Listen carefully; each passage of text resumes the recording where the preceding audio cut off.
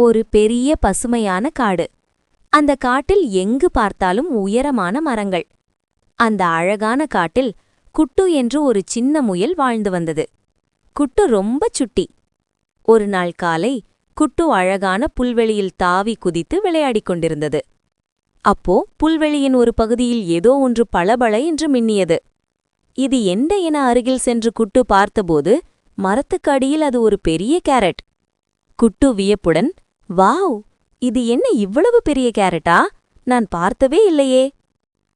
எப்படியாவது இந்த கேரட்டை நான் இப்பவே எடுக்கணும் என அவசரமா எடுக்க முயன்றது. அந்த நேரத்துல அங்கு வந்த வயதான ஒரு ஆமை குட்டுவ பார்த்து, குட்டு, அவசரப்படாதே, எதையும் நன்றாக ஆராய்ந்து கவனமாக செய் என்றது. ஆனா குட்டு இந்த ஆமை நமக்கு இந்த கேரட் கிடைக்கக்கூடாது என்ற பொறாமையில் பேசுது என நினைத்துக்கொண்டு, எதுவானாலும் சரி, நான் பார்த்துக்கிறேன், இந்த கேரட் எனக்குதான் வேண்டும் என அவசர புத்தியில் பேசியது. பிறகு கேரட்டை குட்டு நெருங்கியதும் சடசட என மரத்தின் அடியிலிருந்து பெரிய பாம்பு ஒன்று வந்தது. அதை பார்த்த குட்டு மிரண்டு போய் ஓடியது.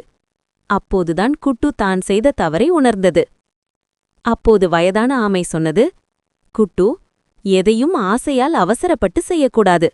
அதில் வேற ஏதாவது பிரச்சனை இருக்கா என ஆராய்ந்து பார்த்து செய்ய வேண்டும் என்றது.